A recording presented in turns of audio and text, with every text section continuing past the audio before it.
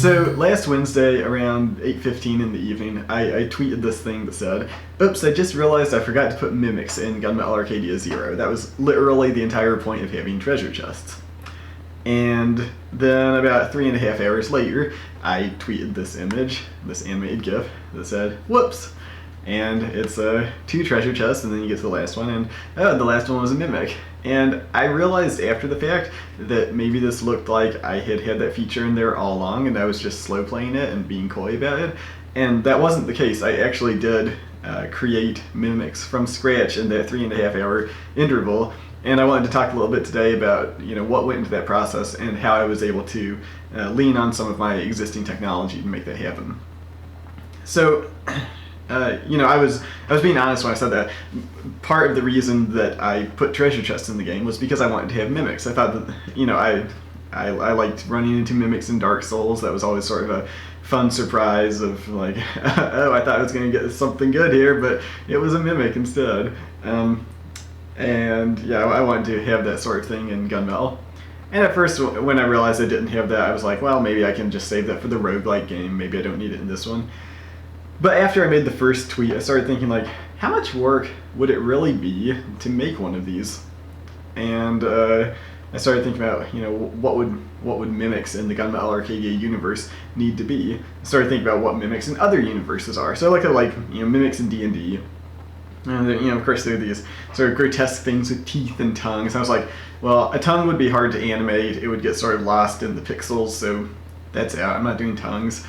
Mimics in Dark Souls have like these long, spindly limbs, and I was like, I want to keep things compact because I model my collision bounds as boxes. So the further away things get from, box representations, the harder it's going to be to, make the collision match the art. So I was like, well, let's keep things simple. So what I ended up doing was just basically taking a treasure chest. Actually, I'll switch over to my monitor here because I've got the art over here on the screen. So I took my treasure chest, and where I had this little sort of underside of the lock, I split that into eyes and then made the teeth appear, and then added a mouth, down on the sort of the face of the chest, and then just gave it sort of these cartoony legs. And I decided this wouldn't have any sort of melee attack, this wouldn't have any sort of projectile attack. All it does is it hops around. It can't even walk. It can literally just hop. So all it needs to do, it only needs one animation, which is, a jumping animation. And then of course the usual things like when it lands from a jump, it sort of needs to, crouch from that. It needs to react to being hurt. It needs to wake up and, go back to sleep and close down and reopen like a treasure chest when you kill it. So it needs those sorts of things too, but as far as like a combat loop, the only thing it can do is jump at you. So that sort of kept my scope narrowed down to where I thought, okay, yeah, I can do this. I can, even though I'm already in the middle of crunch, I can do this in an evening, and it's not going to severely impact my schedule. Like I had already finished my tasks for that day, so it was like either I play some video games, and in fact I was taking a break from crunch and playing Dark Souls 2 when this idea of mimics came to me, and I realized I had forgotten to do that. So it's like I can either play some video games, I can get a jump start on tomorrow's work, or I can do something else, and I ended up doing this something else and adding mimics. So yeah, I had this animation here, and since I knew that this character would only need to hop around, I was able to lean on the logic that I had used for the slime monsters previously. So the slimes, they were the first enemy that I created for this game, and they can sort of, they walk back and forth and just play a little creeping animation, but then they can also jump at you. Hi cat, I'm gonna have to edit you out of this video. So I knew that I was just going to be able to basically take the same functionality that I had had in these characters and a few of my other enemies who can jump, and sort of blend that with the markup for a treasure chest, which if I, oops, wrong one. If I look up the markup for a treasure chest, basically a treasure chest is treated as like an AI entity, similar to an enemy, but it can't hurt you, it can't attack, it just, it can drop, and there are rooms where these will spawn in midair, like in reaction to something else, and they'll fall, land on the ground, and then just sit there and wait for you to attack them. And when you attack them, they'll play an animation and spawn some loot. So the Mimic was going to have to take aspects of both of these and create something new. And in fact, I did just start by copying the markup from each of those. So if you look at the markup for the Mimic here, I have a comment here. This is the stuff from the normal treasure chest, and this is the stuff from the slime monster. And I just literally started by copying and pasting the markup for each of those in here. And I went back through and cleaned those up. There were some places where I was I was doing some things for those entities specifically that the Mimic did not want. I guess as far as like unique logic that this thing needed, I needed to know when the player had attacked it so it could play the wake up animation and sort of enter this engaged state where it would be, visibly now a Mimic and would be attacking the player. And then when it dies, it closes back down and behaves like a normal treasure chest and can spawn loot. So yeah, so I have this, piece of data called engage, and this is similar to what I've done for enemies who need to be optionally aware of the player, so they can just sort of walk back and forth randomly until they see the player and then they start attacking. So that was again similar to things like what I had done with the biped enemy. Oh, there was a little bit of custom logic I had to do to handle the case of when the Mimic dies while it's in the air. What was happening is that it would die, it would start playing its animation where it closes down and reopens, but then it would land on the ground again. And in response to landing on the ground, it would play the animation for landing on the ground. So I had to check in that case, so first of all, when this thing takes damage and dies, if it's in the air, it suppresses the closing animation. So then when it lands on the ground, it says, if I'm already dead, I need to go ahead and play the animation now because it was previously suppressed. If this thing isn't dead, then it needs to ask, am I aware of the player? Because if I'm aware of the player, that means that I am in the state of visibly being a Mimic, having the eyes and the face. And then in which case I want to play that landing animation. Otherwise, I'm behaving like a treasure chest that hasn't opened yet, and I don't want to do anything at all. So that's what this whole thing here encapsulates, is we're asking if it's dead, then we need to turn off its collision and play the animation for closing down and reopening. Otherwise, if we've engaged the player, we need to play an animation for landing, wake ourselves up if we weren't previously awake, and then choose a new behavior. And that also ties into where is it? Yeah. So in the health component, there's a few things in here.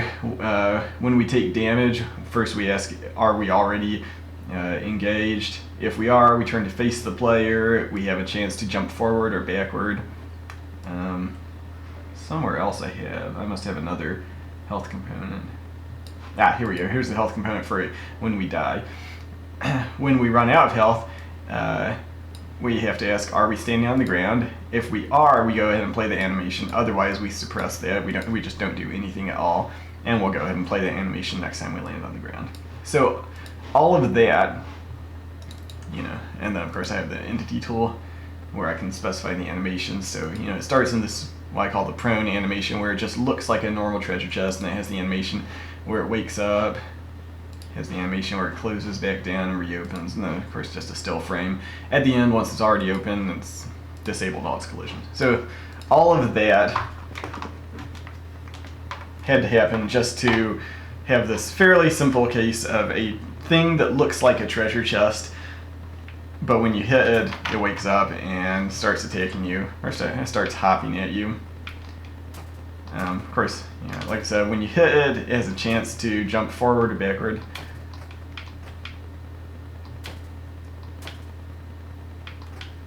And when it dies, I'll just get in the center of the screen here. Yeah, so what you saw happen there was it died, it landed on the ground, and then it played the animation where it closed and reopened.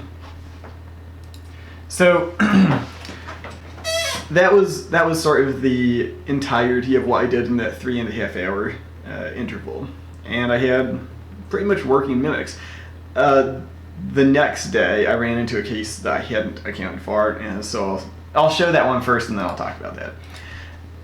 I have what I call event rooms in Gunmetal Arcadia Zero, and these are rooms where you see a door in the background, you don't know what it leads to, you don't know whether it leads to a shop, you don't know whether it leads to some sort of challenge. You go in there and the door is closed behind you and you have to kill some enemies in order to escape. And usually it spawns a treasure chest as a reward. Sometimes it will be like a heart container or something like that, but typically it will be a treasure chest.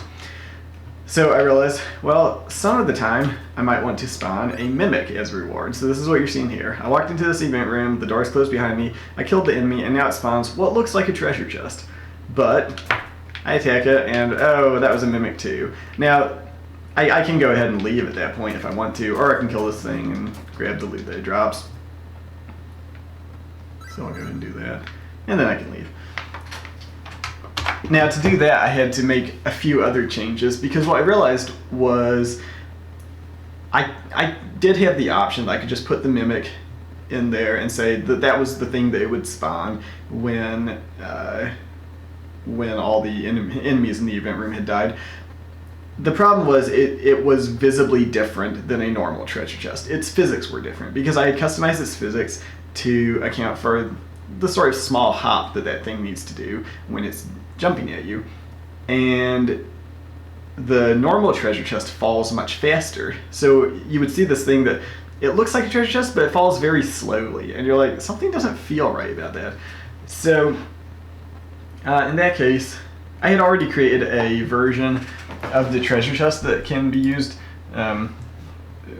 to drop from event rooms, and basically that just adds some of these things like physical constants so it falls at the correct rate. It also has a flag saying that it has a delete component, which the thing that spawns it requires it to have that in order to track it correctly, but then it also has a flag that says it can't be deleted because you just want it to sit there and open up and it gets its collision disabled, but it never actually disappears. So I needed to bring some of those things over to the droppable mimic. So I already had this ability, and in fact I had forgotten I had this ability until I needed to use it again, but I have the ability to create different sets of physical constants, give them each a name, and switch those out at any point during gameplay. So I created a new set of physical constants, which I call faked, and this is physical constants that match the normal treasure chest. So as soon as this thing spawns, in fact here we see once all of the entity components are fully loaded and it doesn't have serial data, it sets its physical constants to this faked state.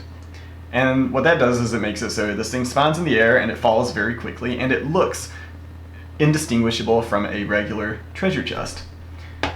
Whenever it takes damage, so the first time the player attacks it to try to open it, it sets its physical constants back to the default, which is what the regular mimic has specified as the physical constants that allow it to jump at the correct height and distance and all those things. So by doing that, I was able to create a mimic that can look and feel exactly like a treasure chest when it drops as a reward in an event room. So I think I'm only using that at one place in the game, and probably will only use it at one place in the game because that feels like something that would probably not be much fun if I leaned on it too heavily, but it felt like it would be a nice fun thing to throw into one room. So yeah, at some point in the game you may encounter a reward that tries to kill you. So other than the mimic, a bunch of stuff is in progress right now. I think I'm about halfway done decorating and populating all the levels in the game. So I have 2 or 3 of those left. It's same as what I've said the last few weeks. Everything's happening all at once. We're getting very, very close to the deadline. But yeah, I'll probably talk about that a little bit more in Monday's blog post. I thought it'd be fun today to talk about the mimic thing, since that was just this random thing that had appeared on Twitter and I didn't really clarify what had gone into that. So hopefully that was fun to see. As always, please like and subscribe. This series is supported through Patreon. You can find those links below. Big thank you to everyone who's already supporting me on there. Thank you for watching. I'll see you next time.